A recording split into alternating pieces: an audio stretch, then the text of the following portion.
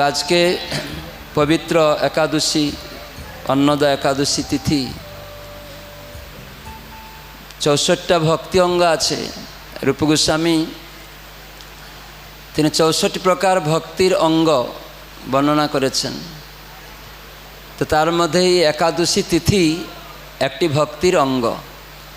কেন আমরা एकादशी व्रत पालन करब কে বলতে পারে? এটা भक्तिर अंग।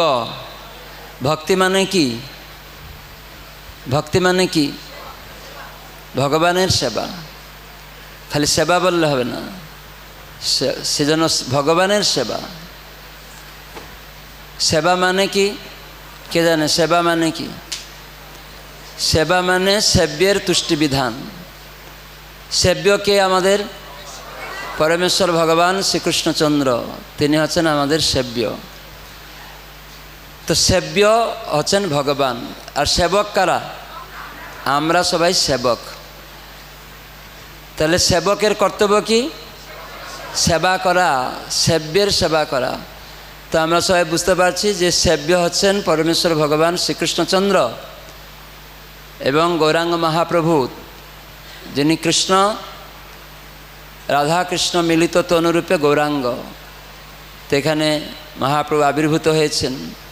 তো সেই মহাপ্রভু ভবিষ্যৎবাণী করেছিলেন পৃথিবীর সর্বত্র তার নাম প্রচার হবে, ভগবানের নাম প্রচার হবে। ভগবানের নাম কি কে জানে? হরে কৃষ্ণ কৃষ্ণ কৃষ্ণ হরে হরে, হরে রাম রাম রাম হরে হরে। তো এই নাম মানুষের মধ্যে বিতরণ করতে হবে। তো এটি আদান প্রদানকে বলা হয় নাম হট্ট। এ নামের আদান প্রদান। একজন বলবে, একজন শুনবে, আর তিনি বলবেন আর একজন শুনবে, এরকম আদান প্রদান। এই জন্য মহারাজ আজকে বলছিলেন পূজ্যপাদ গৌরাঙ্গ প্রেম স্বামী মহারাজ, তো এই নাম কিভাবে করতে হবে কি বলেছেন? কে মনে রেখেছে? কিভাবে ভগবানের নাম করতে হবে? কোথায় গিয়ে করতে হবে? সাধু সঙ্গে। কিভাবে করতে হবে? শ্রদ্ধার সহিত। সাধু সঙ্গে শ্রদ্ধার সহিত করতে হবে। শ্রদ্ধা মানে কি বলেছিলেন মহারাজ? ভগবানের ভক্তি করাটাই তাতে দৃঢ় বিশ্বাস। ভগবানের ভক্তি করলে সব কর্ম আপনার থেকেই সাধিত হয়ে যাবে, তাকে বলে বিশ্বাস। তাহলে আমরা ভগবানের নাম করার মাধ্যমে এখানে ভগবানের সেবার সূচনা করছি। ধর্মং হি মূল, মানে ধর্মের যে মূল বিষয় হচ্ছে ভগবান। সবাই যদি কেউ বলবে আমি ধর্ম করি, তার ধর্মের মূল বিষয় হচ্ছে ভগবান। কে বলেছেন? ধর্মরাজ, যিনি যমরাজ, ষষ্ঠ স্কন্ধ ভাগবত বলছেন ধর্মং মূলহি ভগবান। তাহলে ধর্মের মূল যে ভগবান যদি না থাকে, সবাই বলে আমি ধর্ম করি, তাহলে সে ভগবানকে মানে না। তাহলে সে ধর্ম করছে? বলে আমি হিন্দু ধর্ম করি, কিন্তু ভগবান কৃষ্ণকে মানে না, গৌরাঙ্গ মহাপ্রভুকে মানে না। বলে আমি মুসলিম ধর্ম পালন করি, সে আল্লাহকে মানে না। কেউ বলছে আমি খ্রিস্টান ধর্ম পালন করি, গডকে মানে না।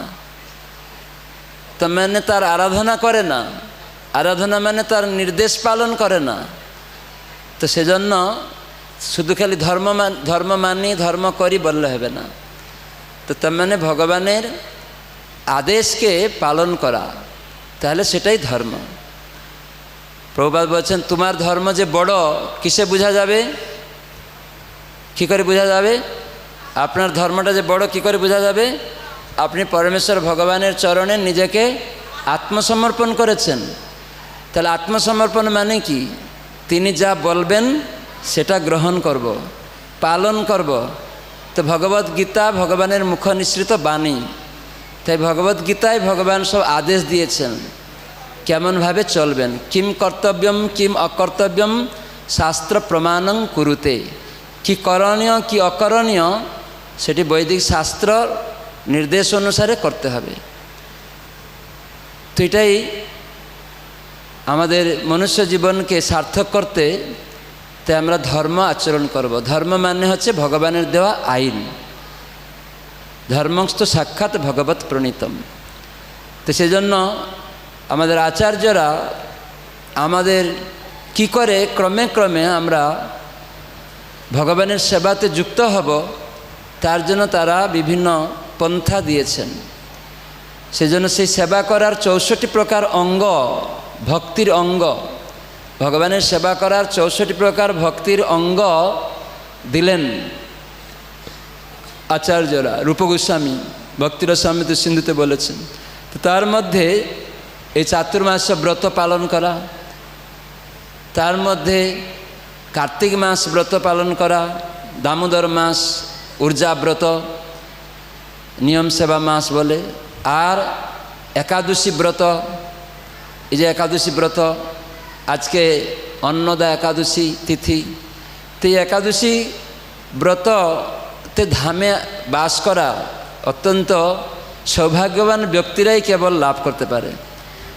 কেউ বন্ধ গেছে গতকাল বলে আজকে অজুহাত দিয়ে আসিনি, এরকম অনেক দুর্ভাগা আছে। কিন্তু আপনারা অনেকে এসেছেন, বসুদেব প্রভু জানেই না। বসুদেব প্রভু যখন রিপোর্ট নিচ্ছে, না না বন্ধ হয়ে গেল, তো আমরা 100 জন যাওয়ার কথা ছিল, এখন আমরা যাব 25 জন। তো বসুদেব প্রভু ওখানে লিখলো 25 জন। এরকম করে করে হিসাব করলো 1500 ভক্ত আসবে। কিন্তু প্রসাদের সময় দিল আরও 200 অর্ডার এক্সট্রা, যে এক্সট্রা আসতে পারে। কিন্তু তাও প্রসাদের সময় আরও বেশি ভক্ত এসেছে, জানায়নি। এই জন্য 500 ভক্তের প্রসাদ শর্ট হয়েছে, আবার রান্না করতে হলো। তার মানে এই পরিশ্রমটা ভক্তদেরকে আবার করতে হলো। আমরা যদি আগে থেকে আমাদের ইনচার্জকে জানাতাম, তাহলে এই ভক্তদের, যদিও এটা সেবা, কিন্তু আমার জন্য ভক্তদেরকে আবার একটু কষ্ট করতে হলো, আবার রান্না ডবল করতে হলো। তো এটা ভালো না খারাপ? আমাদের জীবনে খারাপ। যদি আমরা নিয়ম শৃঙ্খলা আইন ফলো করি, আনুগত্যে থাকি, অথরিটিকে পালন করি, মানি, তাহলে এইগুলি হবে না। সেই জন্য নামটা সাংগঠনিক মানেই আমাদের কারো আনুগত্যে থাকতে হবে।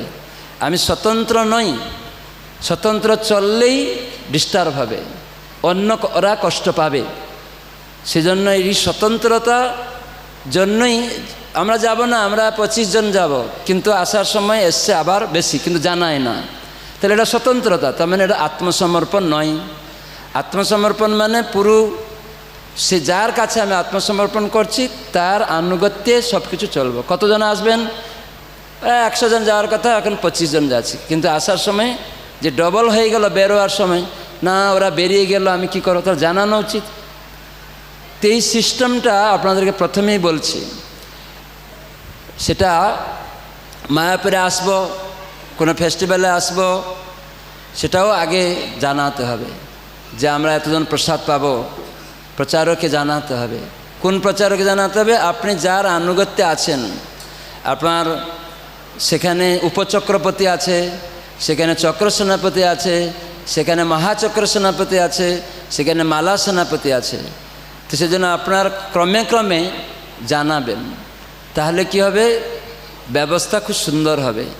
যদিও ধামে এসে প্রসাদ হলে শুয়ে থাকছি, না গাছের নিচে থাকছি, না বারান্দায় থাকছি, ওইটা তখন মনে হবে না। মনে হবে? তখন মনে হবে না। ধাম মানে কি? ভগবানের গৃহ। ধাম মানে কি? ভগবানের বাড়ি। তার মানে আপনারা কোথায় এসছেন? ভগবানের বাড়িতে এসছেন, নিজের বাড়িতে এসছেন। কেন? কে বলতে পারে আপনারা নিজের বাড়িতে এসছেন কেন? ভগবান আমার প্রভু, পিতা। জগতের পিতা কৃষ্ণ সর্ববেদে কয়, পিতারে যে ভক্তি করে সে সুপুত্র হয়। এই জন্য এই মায়াপুর ধাম ভগবানের গৃহ, অতএব আমার বাড়ি। এখানে কিছু কষ্ট হলে সেই কষ্টটা বাড়িতে স্বীকার করবে কে? নিজে। হ্যাঁ কি না? কাকে দোষ দেবেন? বাড়িতে কাউকে দোষ দেওয়া যাবে না, তোর জন্য এটা হয়ে গেল, আমার জন্য না। বাড়িতে কিছু পরিচালনা করতে অসুবিধা হতে পারে, সেজন্য সবাই সবাইয়ের সাথে মিলেমিশে ওটাকে গ্রহণ করেন নাই, সেই কষ্টটা সবাই গ্রহণ করেন নাই। তো আপনারা সেরকম করছেন? মায়াপুরে এসে না অ্যাটাচ বাস দেয়নি, আমি অন্য গ্রুপকে দেওয়া হয়েছে, আমাকে কেন দেওয়া হলো না, এরকম ঝগড়া করছেন? তাহলে ঘরের চিন্তা। তার জন্য কি হচ্ছে না, ঘরে ঘুমিয়ে আছে সব। আমি যখন আসছি বহু ভক্ত ঘরে ঘুমিয়ে আছে, অ্যাটাচবাদ পেয়ে গেছে তো। আর নামহট্ট মেলায় যাওয়ার উৎসবে যে সাধুসঙ্গ হবে, মহারাজ বলেন সাধুসঙ্গে হরিকথা শুনলে পরে সংসার চক্র থেকে মুক্ত হওয়া যাবে, সেটা আর হলো না। যদিও গুরু মহারাজ সেদিন ক্লাসে বলছিলেন ধামে এসে ঘুমিয়ে থাকাটাও ভগবানেরকে প্রণাম নিবেদন করার ফল পাওয়া যাবে, এটা কোনো প্রবলেম নেই। কিন্তু আরও বেশি লাভ হবে যদি ধামে ঘুমিয়ে থেকে ভগবানের প্রণামের ফল পাওয়া যায়, তাহলে ধামে এসে ভগবানের কথা সাধুর সঙ্গে শুনলে আরও কত কাজ হবে।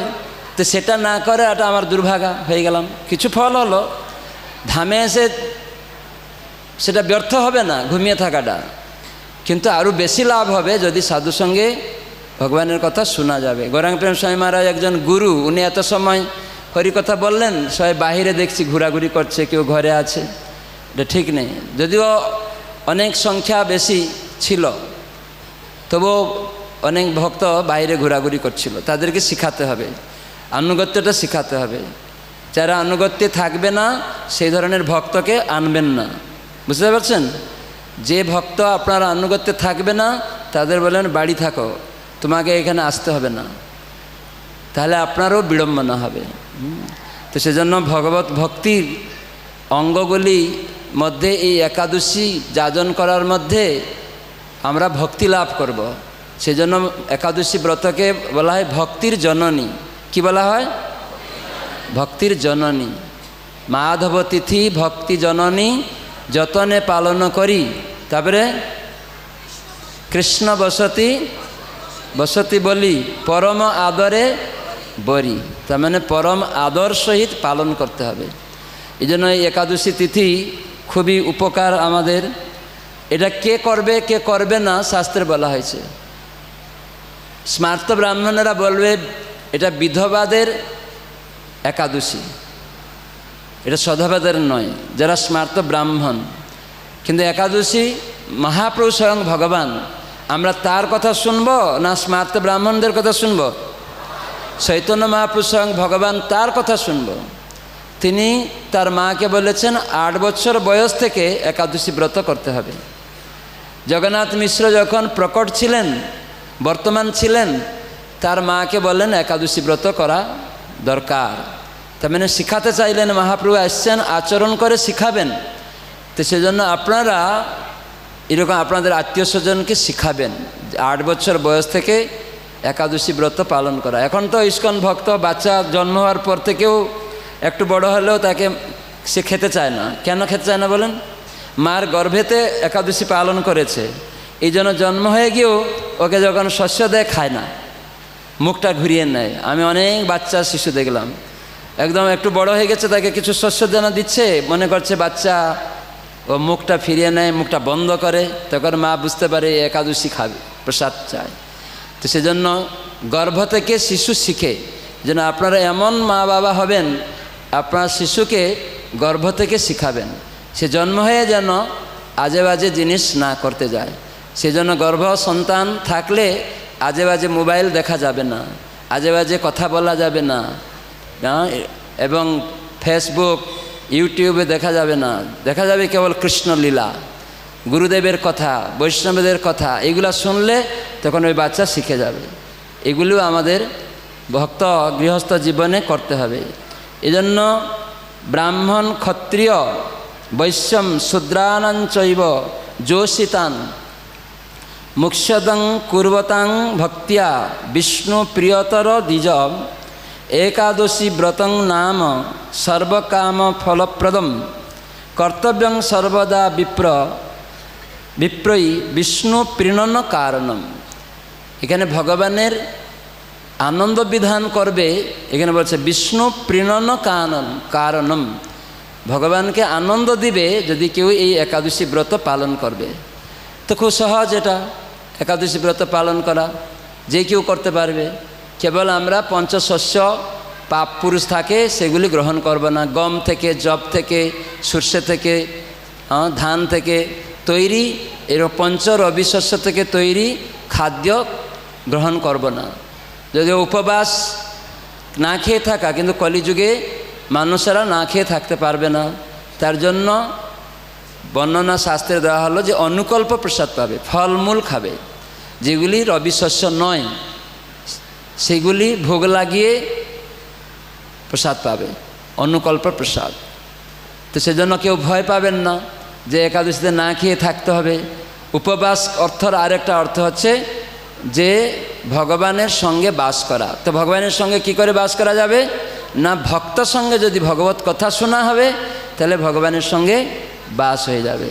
যেন ভক্তর সঙ্গে হরিনাম যদি করা যাবে তাহলে ভগবানের সঙ্গে বাস হবে। কেন, ভক্ত সে সর্বদা তার হৃদয়ে ভগবানকে ধারণ করে রাখেন।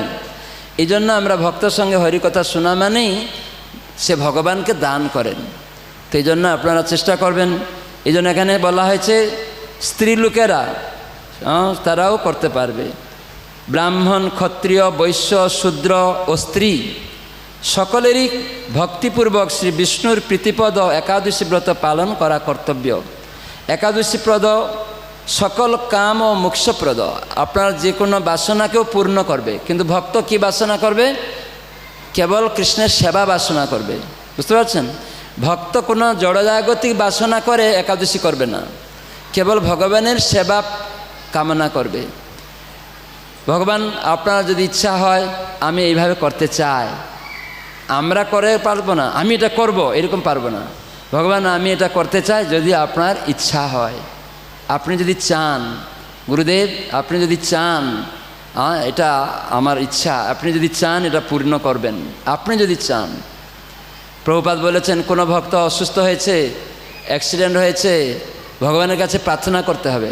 কিভাবে প্রার্থনা করতে হবে, এইরকমই, ভগবান এই ভক্ত অনেক সুন্দর সেবা করেছে আপনার, আপনি যদি চান আরও ওকে দীর্ঘায়ু দিয়ে আপনার সেবাতে নিযুক্ত করুন, সেটি আপনার ইচ্ছা।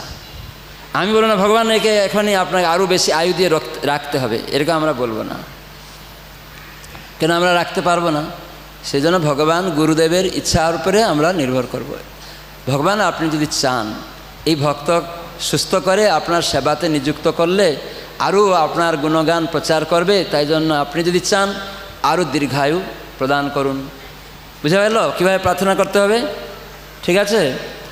সেই জন্য তাহলে একাদশী যে কেউ করতে পারবে, স্ত্রী, শূদ্র, ব্রাহ্মণ, ক্ষত্রিয়, বৈশ্য সবাই এই একাদশী ব্রত করতে পারবে।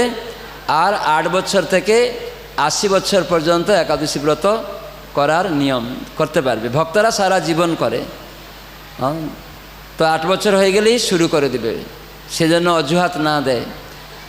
একাদশী উপবাসে কি হবে, একাদশী ইন্দ্রিয়ম পাপম জং যত যত কৃতম ভবতি প্রভু। এখানে বলা হচ্ছে একাদশ যে ইন্দ্রিয় আছে আমাদের, সেজন্য একাদশী। একটা লোক বলছে আমি কেন একাদশী হব, আমি কেন একা একা দোষী হব, এই জন্য একাদশী করব না। মানে অনেক ভাওতাবাজি কথা লোকেরা আপনাকে ঠকাবে। একাদশী মানে জানো, আমি কেন নিজে একা একা দোষী হব, সেজন্য আমি করব না। কিন্তু এখানে একাদশী মানে একাদশ, একাদশ তার মানে 11, তার মানে 11টা ইন্দ্রিয় দিয়ে যেসব পাপ করে থাকি আমরা, একাদশ ইন্দ্রিয় দিয়ে পাপ করি, হ্যাঁ কি না?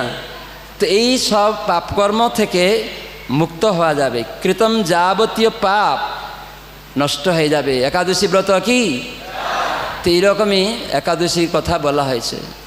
তা আমি ওইটা আর বেশি বলতে যাচ্ছি না। এগুলি আজকে অন্নদা একাদশী, এই ভাদ্র মাসের কৃষ্ণপক্ষ অন্নদা একাদশী, মানে যত রকমের আপনি যা কিছু হারান না কেন, সব কিছু আপনার থেকে চলে যায় না কেন, এই একাদশী ব্রতের প্রভাবে আপনি সব আবার ফিরে পেয়ে যাবেন। তো সেজন্য একাদশী ব্রত করতে হবে। আজকের তার মানে এই অন্নদা একাদশীর উদ্দেশ্য এটা, সব ফিরে পাবেন, কিন্তু ভক্ত কৃষ্ণ সেবায় সব লাগাবে। সব চলে গেল, টাকা, স্ত্রী, পুত্র সব চলে যাবে, কিন্তু যখন একাদশী ব্রত করে পাবেন কৃষ্ণ সেবায় লাগাবেন, আর তার ফলে ভগবত ধামে যাবেন। যেটি হরিশ্চন্দ্র রাজার হয়েছিল, সবাই জানেন হরিশ্চন্দ্র রাজার নাম শুনেছেন?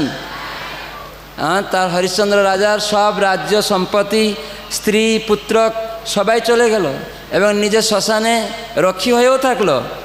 কিন্তু পরবর্তীকালে গৌতম ঋষির সাক্ষাৎকার হয়েছিল।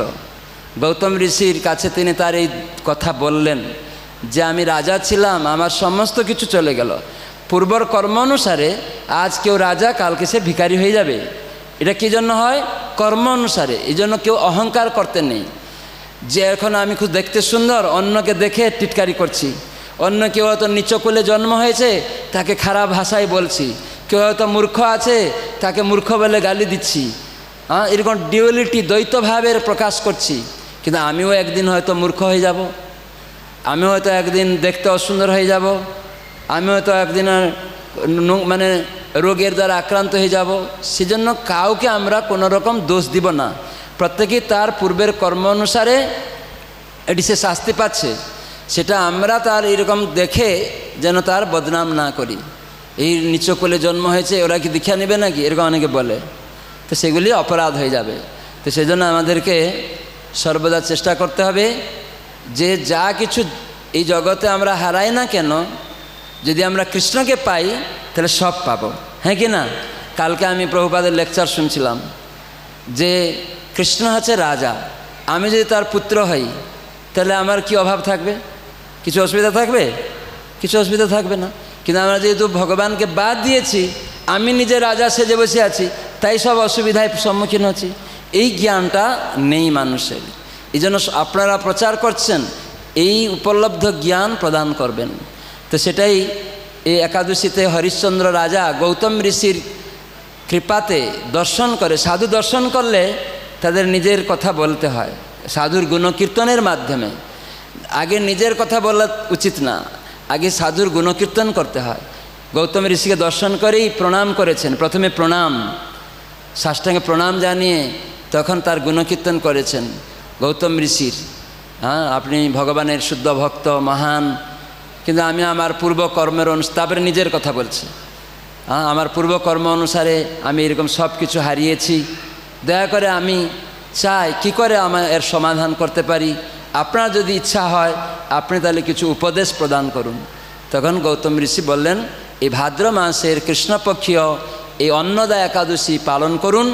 এই সামনে আর এক সপ্তাহ পরেই আছে এই একাদশী ব্রত, সামনেই আপনি সেটা পালন করুন, সব কিছু পাবেন। পরিশেষে আপনি ভগবানের আশ্রয়ে ভগবত ধামে চলে যাবেন। হরি বল। তো সেজন্য একাদশী ব্রতের মুখ্য ফল কি? ভগবত ভক্তি লাভ করে ভগবানের ধামে ফিরে যাওয়া। গৌণ ফল হচ্ছে এই জড়জাগতে কিছু জিনিস পাওয়া। তো আমরা ভক্তদের গৌণ ফল কামনা করবে না মুখ্য ফল কামনা করবে? মুখ্য ফল কি? ভগবানের কাছে ফিরে যাওয়া। তাহলে আমার কি আছে না আছে, কি গেছে না গেছে, ওইটা চিন্তা করব? তাহলে একাদশী ব্রত করে মাহাত্ম্য শুনে সেটার চিন্তা করে যেন আমরা না করি। আমাদের মুখ্য যেহেতু আছে ভক্তি, ভগবানের সেবা, তাহলে এই সেবার মধ্যে নামহট্ট প্রচার সেবা একটি মুখ্য সেবা। কেন না? নামহট্ট প্রচারের সেবার মাধ্যমে যেটি মহাপ্রভু স্বয়ং আদেশ করেছেন যে প্রত্যেক বাড়িতে যাওয়া, প্রত্যেক মানুষের কাছে পৌঁছানো। কি করে পৌঁছাবেন? আপনি যদি নিজে সেই নাম করেন তাহলে অন্যের কাছে আপনি যাবেন। আপনি বুঝতে পেরেছেন, সেজন্য মহাপ্রভুর নির্দেশ ছিল যে আপনি আচরি ধর্ম অপারে শিখাও। এই জন্য আমরা প্রত্যেক বাড়ি বাড়ি যাব। যাওয়া যাবে প্রত্যেক বাড়ি বাড়ি? কয়জন যাবেন হাত তুলুন দেখি। সবাই যাবেন। কেউ যেন অজুহাত দিবেন না, ও আমাকে বকেছিল আর যাব না, ওই বাড়িটা ওই ভক্তটার ওখানে আসে আমি আর যাব না। তাহলে আমি নিজে মুখে একটা বললাম, ভিতরে আর একজনকে প্রতারণা করছি। দেখো ওই ভক্তের সাথে আমার খারাপ ছিল, ও ওখানে আমাকে কিছু বলেছিল, ও ওই সঙ্গে এসছে, আমি ওখানে যাব না। তাহলে কি হলো? সাধুর সঙ্গে থেকে কে বঞ্চিত হলো? আমি নিজে। বোঝা গেল? আমি নিজে বঞ্চিত হলাম। তো এইরকম যেন আমরা না করি, সেজন্য আমাদেরকে সরল হতে হবে, নিষ্কপট হতে হবে। নিষ্কপট না হলে হবে না। তো কেউ আমাকে কিছু বাধা দিয়ে দিল, তার নামে আমরা একদম গ্রুপ করে তাকে কি করে আরও নিচে নিয়ে যাব। দেখছেন আমরা প্রচার করলাম, ওর নাম হচ্ছে, তাহলে ওকে কি করে বসানো যায় চেষ্টা করতে হবে। তো এটা ভালো না খারাপ? খারাপ কয়জন মনে করেন? হাত তুলুন দেখি। অনেকে হাত তুলছে না, তার মানে ও করে। হাত তুলছে মানে ও করে। যদি আমার গুরু ভাই প্রশংসিত হয়, আমার আনন্দ হওয়া উচিত কি না? আমার একজন গুরুদেব বা প্রভুপাদ যদি প্রশংসিত হন তাহলে সারা ইস্কনের ভক্তরা আনন্দিত হওয়া উচিত কি না? হ্যাঁ, প্রভুপাদ আমরা এইসব করলাম, প্রভুপাদের আমরা এত সব প্রচার করে এত ভক্ত বানালাম, গুরু মহারাজ দীক্ষা দিলেন, এসব গুরু মহারাজ কী দরকার, আমি এখন দীক্ষা দিব, আমি এখন গুরু হয়ে যাব। প্রভুপাদ সবসময় বলতেন আমার গুরুর কৃপায় তোমরা সব এসেছ। তার মানে আমরা গুরু মহারাজের কৃপায় এসেছি, প্রভুপাদের কৃপায় এসেছি, আমি নিজে নিজে আসতে পারি না, ভগবানের করুণাতে কৃপাতে আমরা এসেছি। তারপরে নামহট্ট প্রচারে অংশগ্রহণ করেছি, তিনি আমাকে বুঝিয়েছেন, তার জন্য আমরা আসতে পেরেছি। এখন ওনার জন্য আসলাম, পরে ওনার পিছনে লেগে গেলাম, তাহলে ওটা খারাপ হবে, অপরাধ হয়ে যাবে। তো সেজন্য আমাদের এই জন্য সাংগঠনিক ব্যাপারটা খুব গুরুত্ব দিতে হবে। এই জন্য নামহট্ট সংঘ সপ্তাহে মহামিলন মাস্ট করতে হবে। কতটা নামহট্ট সংঘ সপ্তাহে হয় হাত তুলুন দেখি। কারা প্রতি সপ্তাহে মহামিলনে যান? হাত তুলুন। প্রতিটা মহামিলনে যান অনেকেই। কোন কোন নামহট্ট সপ্তাহে বসে না? হাত তুলুন। প্রতি সপ্তাহে হয় না? হাত তুলুন। এইখানে মাতাজি হাত তুলছে, সপ্তাহে হয় না। তাহলে দেখুন সপ্তাহে হয় না, কিন্তু নামহট্ট সপ্তাহে একদিন হবে, এটা আমার ভিক্ষা। করবেন এখন থেকে, কেউ মনে করবেন না। আমার একজন ভক্ত বলল, মহারাজ একটা বহরমপুরের ভক্ত, আমি বললাম আপনি দীক্ষা নিতে এসছেন, আমি রেকমেন্ড করব বটে, কিন্তু আপনি তো সাপ্তাহিক মহামিলনে যান না। যান, এখানে তো আপনার লেখা থেকে বুঝতে পারছি। বললেন না ওখানে ওরা আসে না, বসে না, তাই জন্য আমি জানি। তাহলে আপনি কেন যান না? ওরা এলো না, ওদের দোষ দিলেন, আপনি যান না কেন? আপনি তো নিজে গিয়ে বলতে পারেন, মাতাজি প্রভু আমাদের আজকে মহামিলন দিন, এই কোথায় বসবে, আপনি তো খোঁজ নিতে পারেন। আপনি অলস আর অন্যদেরকেই নিন্দা করছেন, ওটা তো ঠিক না। আমার খিদা লেগেছে, আমি খাবো, রান্না হচ্ছে কি না খোঁজ করবো না? আমাকে খেতে হবে, খোঁজ করতে হবে না একটু? এখানে মায়াপুরে এলাম, প্রসাদ পাবো, যে এখন আমি আগে থেকে জানাবো না যে কোথায় কুপনটা পাওয়া যাবে, প্রসাদ পাবো, বলবো না? একটু জানাতে হবে। তো ঠিক সেইরকমই যে আমি নামহট্ট মহামিলনে যাচ্ছি না নিজে, আর অন্যর দোষ বলছে ওনারা কেউ বসে না, ওনারা বসে না, তুমি তো তার মধ্যে রয়ে গেলে, অজুহাত দিচ্ছ যে ওনারা বসে না। তখন ওই ভক্তরা বুঝলো, বলো না এখন থেকে আমি, কেউ আসুক না আসুক, আমার বাড়িতে হলেও, যে কোনো ভক্ত সদস্য বাড়িতে হলেও, 2 জন হলেও আমি ডেকে বসাবার চেষ্টা করব। তাহলে আমি বললাম আপনি যখন ডেকে বসাবেন, তাহলে আরেকজন সেরকম বলবে আমি ডেকে বসাবো, উনি বললে আমি ডেকে, তাহলে সবাই যখন এরকম করবে, তাহলে সপ্তাহে মহামিলন কেউ অভাব হবে? সপ্তাহে মহামিলন বসবেই, কেউ আসবে না এরকম, আর কেউ অজুহাত দিতে পারবে না। তো সেজন্য আমার অনুরোধ, আপনারা যারা লিডার বিশেষ করে, তো সেটা পালন করবেন, এবং আপনারা লেজার তৈরি করবেন, খাতা। যে মালা সেনাপতি হয়ে গেল আমাদের হয়তো সর্বদেব গোপাল প্রভু করিমপুর এলাকায়, বাসুদেব মাধব প্রভু হয়তো হয়ে গেল ধানতলা রানাঘাট এলাকায়, হয়ে গেল মালা সেনাপতি, কিন্তু ওনাদের লেজার আমি দেখতে চাই যে কোন জায়গায় কোন সংঘ কতজন আছে, ওখানে কে চক্রপতি, কে উপচক্রপতি, কে মহাচক্র সেনাপতি, এইটা ওই খাতায় এবং কম্পিউটারাইজ করতে পারলে আরও ভালো। ওইগুলি গুরু মহারাজ দেখতে চাইছেন। যারা মালা সেনাপতি তারা এটা করবেন।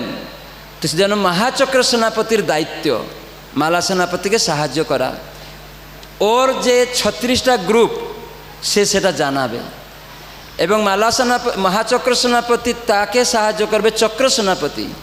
চক্র সেনাপতি 12টা গ্রুপ, 12টা সংঘ, সে ওইগুলি 12টা, এক একটা চক্র সেনাপতি তার নামহটের 12টা নাম, এবং সেই সঙ্গের কারা কি সদস্য পদে আছে, সেক্রেটারি, সভাপতি, কোষাধ্যক্ষ। আজকে গান শুনলেন না, শ্রীবাস পণ্ডিত কোষাধ্যক্ষ, ঝাড়ুদার কেদার মোটে। হ্যাঁ, ভক্তিবিনোদ ঠাকুর এই নামহটের ঝাড়ুদার হয়ে গেলেন। হাটে তো ঝাড়ু দিতে হয় না, হাট হয়ে গেলে ময়লা পরিষ্কার করতে হয়। তো সেই জন্য ভক্তিবিনোদ ঠাকুর একজন আচার্য, তিনি তার কর্মী জীবনে, মানে জগতে যখন তিনি এই জগতে আসছেন, চাকরি করেছেন ব্রিটিশের সময়, যিনি ছিলেন একজন ম্যাজিস্ট্রেট, বিচারক। 2 মিনিটে একটা করে বিচার শেষ করতেন, 2 মিনিটে। ব্রিটিশরা ভয় পেত যে ইনি কীভাবে যত বিচার আসুক না কেন 2 মিনিটে শেষ। এখনকার বিচারপতিরা জেনে শুনে তারা কোনো রকম সমাধান করবে না। কেউ ঘুষ দিল, কেউ ফোন করে বলে দিল, তারা জেনেও আইনগুলা সম্বন্ধে জেনেও করবে না। এটা অন্যায় আজকাল বর্তমান বিচারপতিরা, যেহেতু তারা ভগবানকে মানে না, নাস্তিক, তার জন্য এটি করে অন্যকে হয়রানি করায়। কিন্তু ভক্তিবিনোদ ঠাকুর ছিলেন শুদ্ধ ভক্ত। তার আগের নাম ছিল KN দত্ত, কেদারনাথ দত্ত, শান্তিপুর, বীরনগর উল্লাতে ওনার জন্মস্থান, এই নদিয়া জেলাতেই। সেই ভক্তিবিনোদ ঠাকুর দাদুর বাড়িতে, কালকাটাতে বাড়ি ছিল নিজের, কিন্তু দাদুর বাড়িতে জন্ম হয়েছিলেন। তো সেই কেদারনাথ দত্ত ব্রিটিশের সময় উনি ডেপুটি ম্যাজিস্ট্রেট এই নদিয়া জেলায় ছিলেন, কৃষ্ণনগরে। ওনার জন্য ব্রিটিশ সরকার একটা ট্রেন দিয়েছিল স্বরূপগঞ্জ থেকে কৃষ্ণনগরে যাওয়ার জন্য, এরকম একটা ট্রেনও ছিল।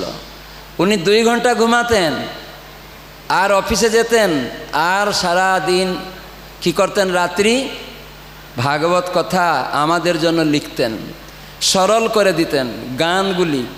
এই জন্য উনি নিত্যানন্দ প্রভু প্রবর্তিত সেই নাম হটের ঝাড়ুদার হয়ে গেলেন।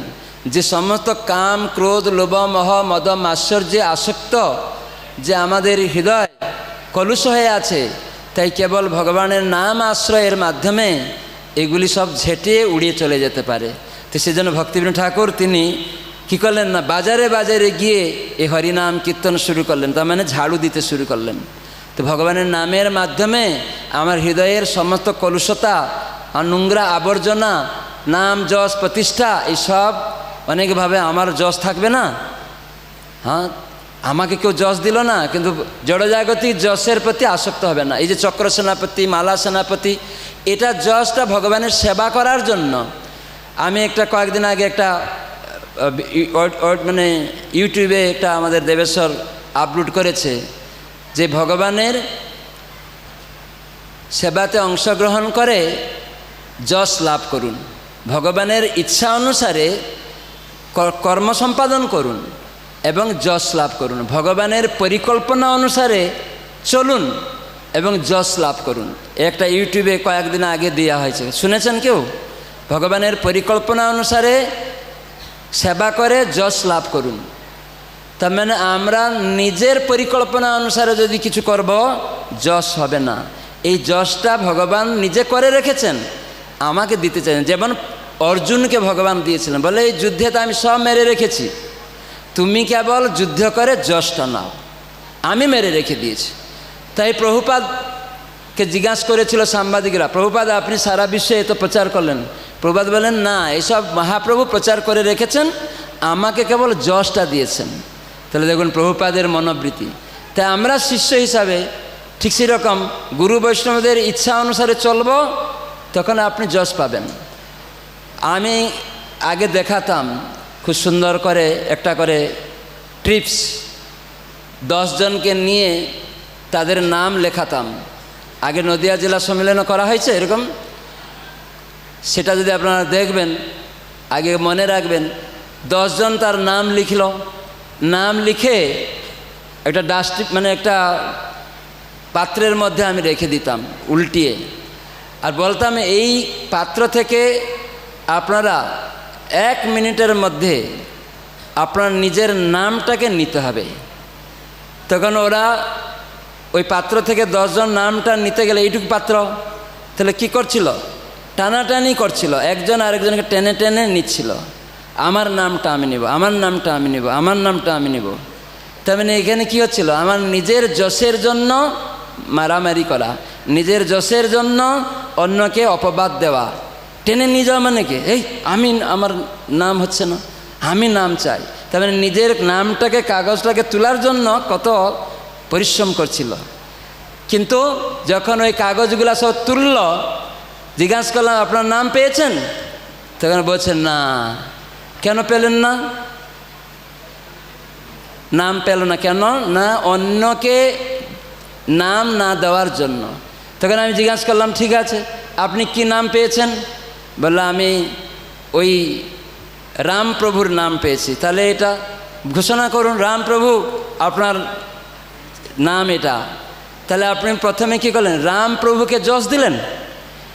তখন রামপ্রভুকে যশ দেওয়ার মাধ্যমে তখন অন্যরা এরকম বলল, আমি এই নাম পেয়েছি, আমি এই নাম পেয়েছি। তখন আরেকজন আপনার নাম পেয়েছে, তখন আপনার নামটা আরেকজন বলছে, তাহলে আপনি অন্য থেকে যশ পাচ্ছেন। তা আপনি নিজে নিজে যশ পাওয়ার জন্য অভিলাষী হবেন না। তার মানে সেবার মাধ্যমে অন্যকে যশ দেওয়ার মাধ্যমে যশ আসবে, অন্যকে নাম দেওয়ার মাধ্যমে এই যশটা আসবে। আপনি নিজে নিজে যশ পাবেন না। অনেক ভক্ত কখনো কখনো প্রচার করছে, সেখানে তার সাথে হয়তো কিছু হলো, তখন সেই ভক্তদের হয়রানি এমন করায়, তারা এলে সে যাবে না, আর সেখানে গিয়ে গ্রুপ করে তারা যাতে আর প্রচার না করতে পারে সেই চেষ্টা। আমি এরকম দেখছি নদিয়া জেলার কয়েকটা জায়গায়, উত্তর 24 পরগনাতে দেখছিলাম কয়েকটা জায়গায়, শুনছি বসুদেব প্রভু থেকে আরও কয়েকজন ভক্তরা এসে বলেছে যে এরকম আমাদের আগে প্রচার করছিল, সেখানে তাকে বলা হলো না এখানে আপনি যাবেন না, এখানে যাবেন, তখন ওখানে আরেকটা গ্রুপ করে তাদেরকে। এটা খারাপ, এটা সাংগঠনিক ব্যাপারে। তাহলে আমরা নিজের সংগঠনটাকে ঠিক রাখতে চাই, তাহলে আনুগত্য নেই, তাহলে আমি এটা স্বতন্ত্রভাবে নষ্ট করছি। সেজন্য আমাদের নামহট্ট মহামিলনে যে সাপ্তাহিক মহামিলন বসতে হবে, প্রতি সপ্তাহে একদিন করে, সেখানে কমপক্ষে 5 থেকে 10 জন সদস্য থাকতে হবে। 10-এর অধিক হয়ে গেলে সেটাকে ভেঙে দিবেন, 2টো গ্রুপ করে দিবেন। এটি গুরু মহারাজের ইচ্ছা। যত ছোট গ্রুপ করবেন, লাভ কি হবে কে বলতে পারে? ছোট গ্রুপে কি লাভ আছে আর বড় গ্রুপে কি লাভ আছে বলুন, কে বলবেন? আমাদের বঙ্কবিহারী প্রভু, যদি আমি 5 থেকে 10 জন থাকি, তাহলে সবার সাথে আদান প্রদান করতে পারবো। যদি 50 জন থাকে, এখানে যেমন আপনারা 2000 ভক্ত আছেন, আমি সবার সাথে কথা বলতে পারবো? সম্ভব না। যদি এখানে 10 জন থাকতো, তাহলে আমি 10 জনের সাথে কথা বলতে পারতাম। তো এই জন্য নামহট্ট মহামিলনে সকলের সাথে আদান প্রদান করে প্রীতিময় ভাবনাকে তৈরি করার জন্য এটা গুরু মহারাজ বলছেন, ছোট ছোট গ্রুপ করলে এটা বেশি লাভবান হবেন। তাহলে আরও অনেক তৈরি করতে পারবেন, পাড়াতে পাড়াতে দায়িত্বটা আরও বাড়াতে পারবেন। কেন আপনি যখন 50 জনের মধ্যে সেক্রেটারি হয়েছেন, সভাপতি হয়েছেন, অনেকে যোগ্য আছে, তাহলে আপনি যখন ওটাকে ভেঙে আরও ছোট ছোট করে দেন, তাহলে আরও কয়েকজন সেক্রেটারি হয়ে গেল, সভাপতি হয়ে গেল, তারাও দায়িত্ব পেয়ে আরও নতুন গ্রুপ তৈরি করতে পারবে, হ্যাঁ কি না? কিন্তু তাদের যে অভিলাষ থাকে, তাহলে এই সুযোগটা তাকে আপনি দিয়ে দিলেন। না না, আমি একা সেক্রেটারি, এখানে এটাকে ভেঙে দিই, আমরা এখানে 5টা গ্রুপ করে দিই, প্রভু আপনি এখানে সভাপতি হবেন, আপনি এখানে সেক্রেটারি, আপনি কোষাধ্যক্ষ। এ তো ভক্তিবিনোদ ঠাকুর সব গানে দেখলেন না, শ্রীবাস পণ্ডিতকে কোষাধ্যক্ষ করেছেন, উনি ঝাড়ুদার হয়েছেন। তার মানে সেবাকে ভাগ করে দিয়েছেন। তো এই সেবাকে ভাগ করে দেওয়ার মাধ্যমে কি হচ্ছে, প্রত্যেকেই ভগবানের সেবাতে অংশগ্রহণ করার মাধ্যমে যোগ্যতা অনুসারে তারা ভগবানের কৃপা লাভ করবে। তো সেজন্য আমাদের অনুরোধ, আপনারা প্রত্যেকটা নামহট্ট সঙ্গে তাদেরকে এরকম সেবা সুযোগ দিবেন। পরিচালনার ক্ষেত্রে যারা একটু যোগ্য, সভাপতি হওয়ার, কোষাধ্যক্ষ হওয়ার, সেক্রেটারি হওয়ার, সেখানে বেছে করবেন। বগা বগা যাকে করে দিবেন সেক্রেটারি, সে কোনো রিপোর্ট দিবে না, ওইরকম না। সবাইকে রিপোর্ট দিতে হবে, জানাতে হবে। সভাপতি পরিচালনা করবে, সবাইকে নিজের পরিবারের সদস্য বলে গ্রহণ করবে।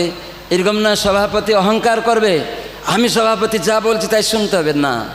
একটা সভা যখন আয়োজন করবেন, সাপোজ আপনারা একটা প্যান্ডেল প্রোগ্রাম করবেন, বা রাধাষ্টমী করবেন, জন্মাষ্টমী করবেন, তো সেই জন্মাষ্টমী করলে সেখানকার যারা কমিটির সদস্য থাকবে তাদের নিয়ে বসবেন।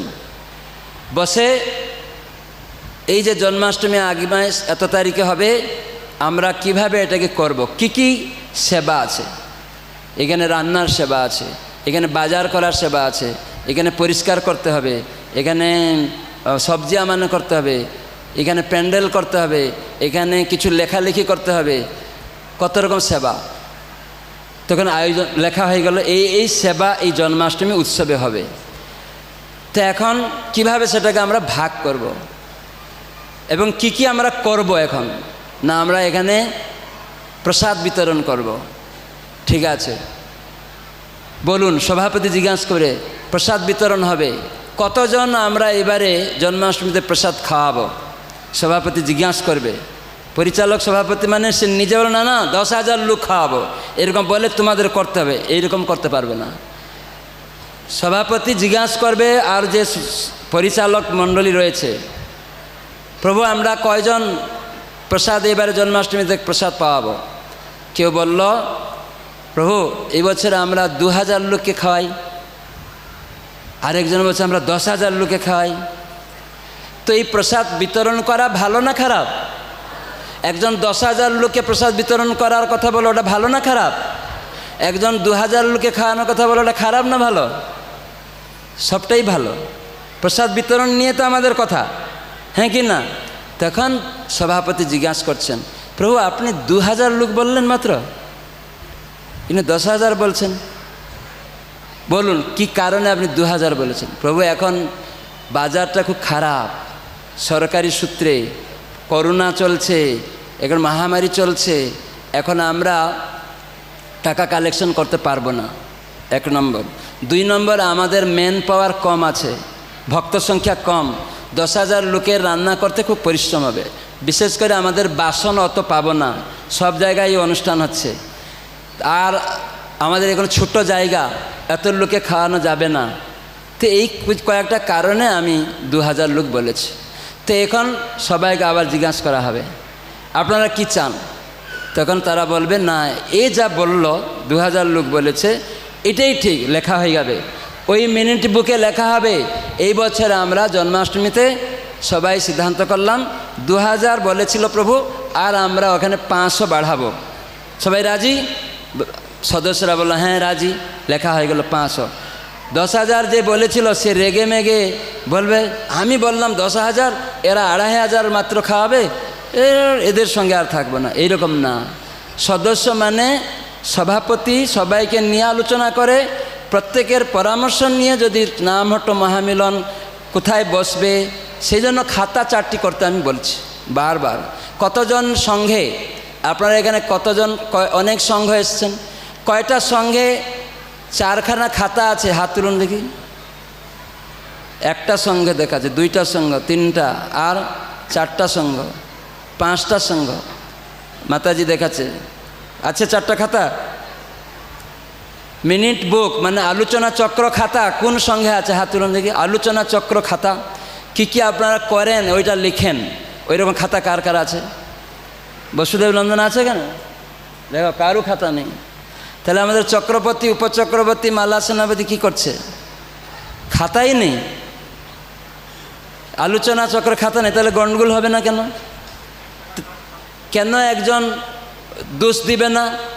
যেহেতু এখানে যে খাতা নেই, অ্যাকাউন্টিং খাতা, কি খরচ হলো কি না হলো ওখানে লেখা, সাইন করা নেই, তখন বলে ও টাকা মেরে দিয়েছে, তাহলে আপনি বদনাম নেবেন।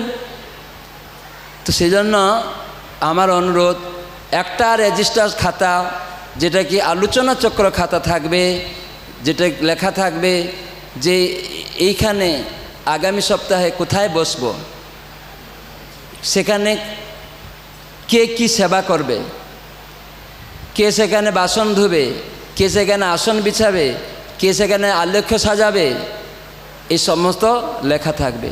এইবারে যে ভক্তরা করলো এই সেবাগুলি, পরের সপ্তাহে যখন ওই বাড়িতে বসা হলো আবার চেঞ্জ হয়ে যাবে। নূতন নূতন যে ফুলমালা গেঁথেছিল অন্য আরেকজন ফুলমালা করবে, আরেকজন বাসন মাজেছিল আরেকজন বাসন মাজবে। তার মানে কি সবাইকে সেবা শেখানো হচ্ছে, সবাই যাতে নামহট্টে দক্ষ হয়, রান্নাতে দক্ষ হয়। এরকম নয় আমরা রান্নি টাকা দিয়ে নিয়ে আসবো, তাহলে ওটা সেবা হলো না। অনেক ভক্ত এখন টাকা নিয়ে রান্না করতে চায়, তাহলে ওটা সেবা কী করে হলো? আমি তো দেখলাম চাকদাতে কয়েকটা মাতাজি ওরা সেবা করে, টাকা নেয় না, অনেকে দেয়, ওরা নিয়ে মন্দিরে দিয়ে দেয়, বলে আমি কি করব, মন্দিরে নিয়ে দিয়ে দেয়। অনেকে মাতাজিগুলাকে টাকা দেয়, যেখানে রান্না করতে নিয়ে গেল 500-1000 লোকের রান্না করলো, টাকা দিয়ে দিল, ওরা কি করে বলে ঠিক আছে আপনারা দিয়েছেন, এটা কোনো চার্জ নয় যে এত টাকা দিলে রান্না করতে যাব, এরকম নেই। ও আপনারা এত পরিশ্রম করলেন, পরিশ্রম না, এটা সেবা, বৈষ্ণব সেবা। আমরা বলছি বৈষ্ণব সেবা করব, আর যখন ভক্তদের জন্য রান্না করতে বলা হলো 5,000 টাকা লাগবে, তো ওটা সেবা হলো না। হ্যাঁ, আপনি গরিব লোক, রান্না করতে ভালো পারেন, এখানে 2000 লোকের রান্না করবেন, সেখানে একটা পারিশ্রমিক কিছু একটা দিতে হবে। এরকম না 10,000 5,000 দিতে হবে, সেটা একটা সেরকমই বুঝে তাকে দেওয়া উচিত, তার নেওয়া উচিত। তো এই জন্য আর এই যে নামহট্ট মহামিলনে কোনো রান্না থাকবে না, সাপ্তাহিক মহামিলনে কোনো রান্না থাকবে না, তাহলে সবাই সদস্য বসতে পারবে। সেখানে কেবল চিড়া কলা ফল মুড়ি এইসব থাকবে। কোনো দিন চিড়া কলা নারকেল একটু ঘি গুড় দিয়ে মেখে ভোগ লাগাবেন, কোনো দিন মুড়ি আলুদম করে রাখলেন, কোনো দিন একটু ফলমূল দিলেন, এরকম ভিন্ন ভিন্ন নামহট্টে এটা করতে হবে। কেন মহামিলনে আমরা ভুড়ি ভোজন করব না, কে বলতে পারে? মাতাজিদের থেকে বলতে হবে। কি কারণে আমরা প্রসাদ পেট ভরে খাওয়াবো না? এটা গুরু মহারাজের কথা, যে নামহট্ট মহামিলনে প্রসাদ ভুড়ি ভোজন হবে না, বৈষ্ণব সেবায় ভুড়ি ভোজন হবে। আপনি গৃহস্থ হিসাবে কাউকে বৈষ্ণব সেবা করতে চান, সেটা আলাদা, নামহট্ট মহামিলন নয়। নামহট্ট মহামিলন মানে 5-10 জন মিলে সাপ্তাহিক আপনার নিয়ম অনুসারে কেউ আরতি শিখবে, কেউ সেখানে গান শিখবে, সেখানে হরিকথা শুনবে, প্রশ্ন উত্তর হবে, সেবারগুলি ভাগ করে সেখানে গীতা পড়বে এবং সেখানে লাস্টে কীর্তন করে জপ করে, তারপরে লাস্টে একটু ফলমূল হাতে নিয়ে চলে যাবে। 2 ঘন্টার বেশি নামহট্ট বসবে না, এটি সবাইকে মনে করতে হবে। তো সেজন্য এরকম নামহট্ট মহামিলন সেবা সবাই যেন করে।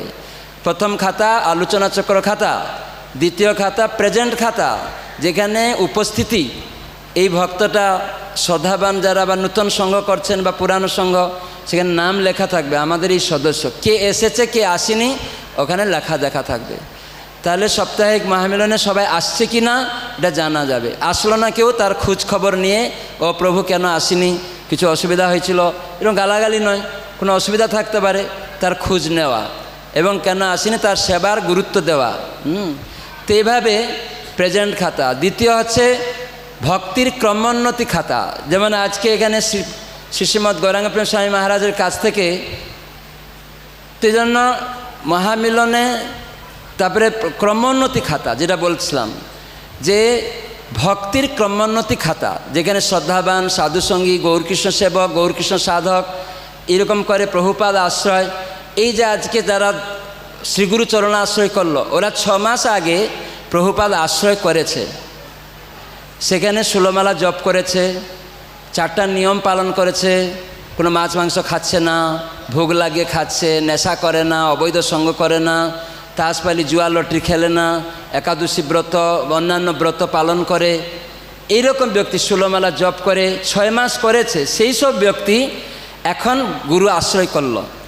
এইরকম 6 মাস আবার থাকবে, গীতাটা 1-2 বার পড়বে, ভাগবত প্রথম স্কন্ধ 1 বার পড়বে, এই সমস্ত জিনিস নোট ওই খাতাতে লেখা থাকবে, ক্রমোন্নতি খাতায় জানা যাবে আজকে থেকে প্রভুপাদ আশ্রয় এরা হয়ে গেল।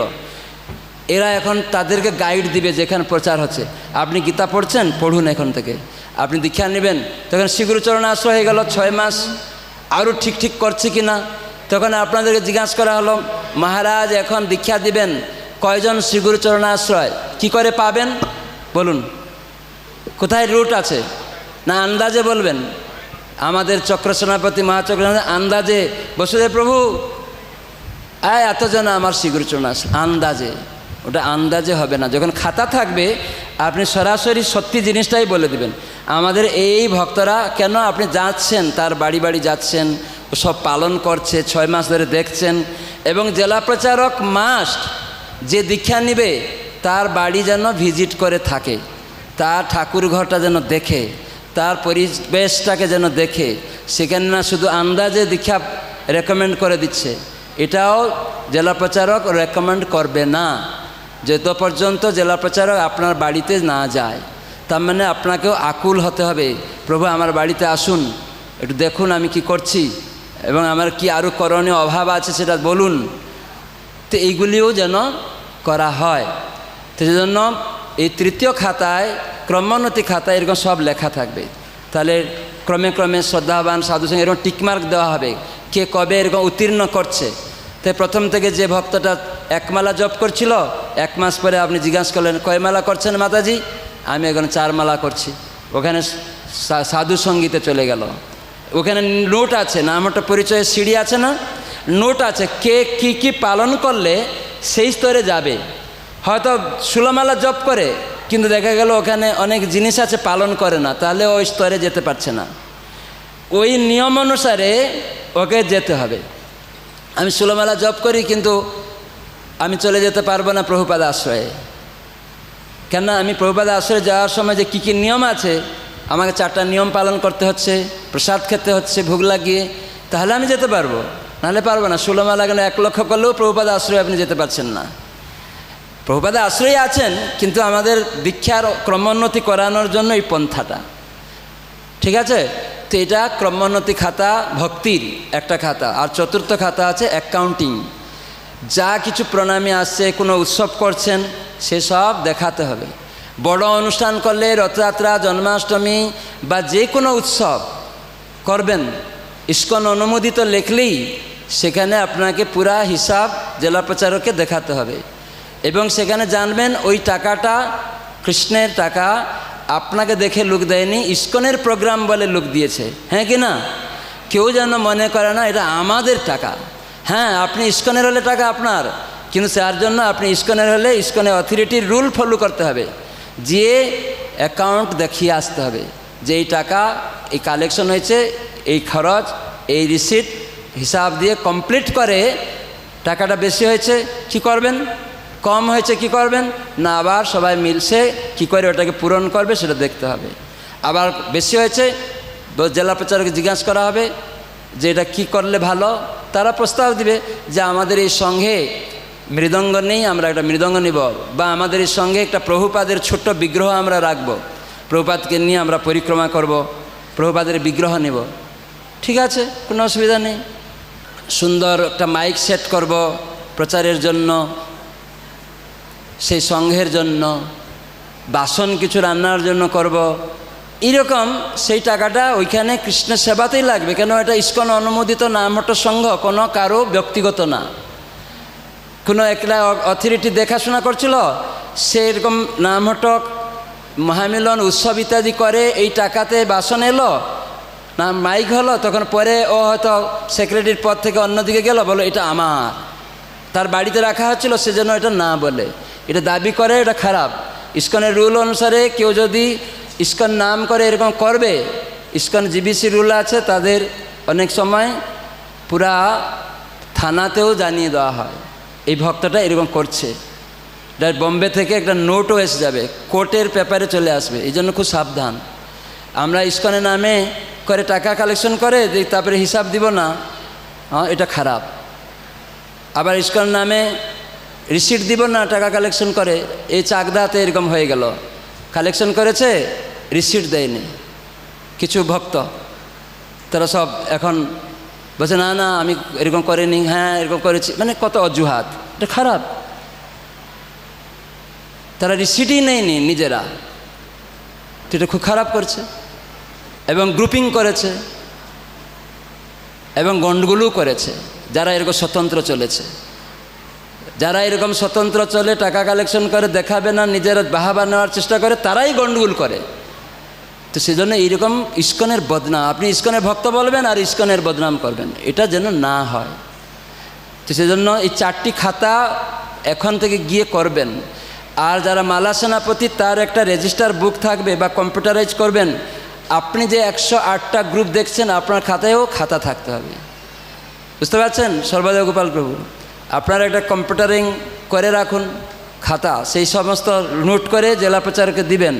আর এটা নিয়ে অফিসে বসুদেব প্রভু কম্পিউটার একটা ফাইল দিবে, এরকম করে সব কিছু। বসুদেব প্রভুর কাছে একটা কপি থাকবে, আপনার কাছে কপি থাকবে, প্রত্যেকটা চক্র সেনাপতি, উপচক্র সেনাপতি, তাদের কাছেও কপি থাকবে। তারা যে 12টা গ্রুপ দেখছে তার কাছেও কপি থাকবে, যে 36টা গ্রুপ দেখছে তার কাছেও কপি থাকবে। তো সেই সব জিনিস যেন। আবার একটা জিনিস, একটা নামহট্ট সংঘ, ওইখানে আরেকজন দেখছে, আপনিও প্রচার করছিলেন, দেখলেন যে ওই ভক্তটা ভালো মৃদঙ্গ বাজায়, তখন এই ওখানে যাচ্ছিস কেন, আমাদের গ্রুপে চলে আয়। এরকম করে ওই গ্রুপ থেকে এখানে এই গ্রুপে নিয়ে আসবেন না। ওটা আপনি প্রতারণা করছেন, এটা প্রচার হচ্ছে না, এটা প্রতারণা হচ্ছে। কেন ওই গ্রুপে তো ভক্ত হচ্ছে, আবার ওকে টেনে নিয়ে এসে আপনার গ্রুপে নিয়ে আসার কি দরকার? হ্যাঁ, ওনার টাইম আছে, ওই নামটার সঙ্গে বসছে, টাইম আছে, তারপরে আপনার কাছে এসে কোনো সঙ্গে হরিকথা শুনতে পারে। যে যত বেশি সাধুসঙ্গ করবে অসুবিধা নেই, কিন্তু ও আপনার সঙ্ঘের সদস্য নয়। এখানেও সেবা করতে পারে, কিন্তু তার সঙ্ঘের উন্নয়নে সদস্যতে সেখানে ওকে থাকতে হবে। সে এই সঙ্গে টাকা দিতে পারে কোনো উৎসবে, তার অনেক টাকা আছে, দিতে পারে। আপনার কাছে অনেকগুলো লাড্ডু আছে, আপনি কাকে দিবেন সেটা অসুবিধা, আমি এখানে নিষেধ করব না, কিন্তু আমার নিজের সঙ্ঘকে আমাকে বাঁচাতে হবে, এটা আপনারা করবেন। তো এইরকমভাবে যেন কেউ অন্য সঙ্ঘ থেকে, গ্রুপ থেকে ভাঙিয়ে আর একটা গ্রুপে যেন না নিয়ে আসে। তাকে সাহায্য, আপনি বলবেন না খুব ভালো আছে, আপনি প্রভু ওইখানে থেকে আরও নতুন একটা গ্রুপ করুন, বা আপনি যদি দায়িত্ব নিতে চান সঙ্ঘ আরও বাড়ান, উপচক্রবর্তী হন, এরকম দায়িত্ব বাড়াবেন, একজন একজনকে সাহায্য করবেন। এইগুলি দ্বারা তখন পরিবেশটা সুন্দর হবে, পরস্পর মধ্যে আদান প্রদান থাকবে। সেটাকে সমাধান করা কঠিন হয়ে ওঠে, শাস্ত্রীয় সিদ্ধান্ত অন্যান্য জিনিস সব। কিন্তু ছিল জয়প্রকাশ স্বামী মহারাজ, উনি সেটাকে বারবার ধৈর্য করে করে 1 বছর 2 বছর পরে এমন একটা সিদ্ধান্ত দেন, সারা বিশ্বের জিবিসিরা পালন করার চেষ্টা করে। এই জন্য উনি একজন ইস্কনের দৃঢ় স্তম্ভ। তার মানে গুরুদেব বল ধৈর্য নিয়ে এটাকে বিচার করেন। যদি আমরা হ্যাঁ জয়প্রকাশ আমাদের দায়িত্ব দেওয়া হলো, 2 বছর হয়ে গেলো, কিছু করছে না, কিন্তু না, এরকম কিছু সময় লাগবে। এই সমস্ত ম্যানেজমেন্ট, এই জন্য আমাদের সাংগঠনিক ব্যাপারে এই সমস্ত ভক্তরা সর্বসমক্ষে কেন আমরা বলছি, সদস্যদেরও এগুলি জানা দরকার। একটা ভুল হবেই, আপনার ক্ষেত্রে যদি ভুল হয়, আপনি অন্যের ভুলটা দেখছেন, আপনার ক্ষেত্রে যদি ভুল হয়ে যায় তাহলে কী হবে? সবাইকে চেষ্টা করতে হবে ক্ষমা সুন্দর চোখে দেখতে, কিন্তু তা মানে না তাকে ভুল করতে আস্পর্ধা দেওয়া, বিচার করতে হবে, সময় লাগবে। তো সেজন্য আস্তে আস্তে ধৈর্য নিয়ে যদি পালন করেন নিশ্চয় হবে। তো এইরকমভাবে যে আমরা শুনলাম সংঘের কেন্দ্রবিন্দু থাকবে কৃষ্ণ এবং গুরুদেব, প্রভুপাদ, প্রত্যেকটা নামহট্ট সংঘের কেন্দ্রবিন্দু। তারপরে সেখানে আমরা যা কিছু করব, তারা যে সিদ্ধান্ত দিয়েছেন সে পরামর্শ করে নামহট্ট সংঘকে চালাবো, নিজে স্বতন্ত্রভাবে নয়। তারপরে যারা ভক্ত রয়েছে আমার এই 5-10 জন, তাদের মধ্যে কনিষ্ঠ মধ্যম উত্তম তাদেরকে মর্যাদা দেওয়া, এক ভক্ত আর এক ভক্তের সঙ্গে মর্যাদা জ্ঞাপন করা, তাদেরকে অপমানিত না করা, পরস্পর মধ্যে সৌহার্দ্যপূর্ণ ব্যবহারে চলতে হবে, এটাকে মর্যাদা দেওয়া। নাহলে মর্যাদা উল্লঙ্ঘন হলে অপরাধ হয়ে যাবে। তারপরে যোগাযোগ রাখা, প্রত্যেক ভক্ত আর এক ভক্তের সঙ্গে যোগাযোগ রাখা। আমি যোগাযোগ রাখি না, দোষ দিতে শুরু করে দিলাম। একটু আগে বলছিলাম যে আপনি নিজে যাচ্ছেন না আর অন্যদের বলছেন ওরা বসে না, আপনি যান। তো সেজন্য যোগাযোগ। তারপরে এই সব যে জিনিস বললাম, 4টা জিনিস, কেন্দ্রবিন্দু, পরামর্শ, তারপরে মর্যাদা প্রদান করা, তারপরে প্রত্যেক ভক্তের সাথে ভক্তের যোগাযোগ করা। এটার মাধ্যমে কি হবে?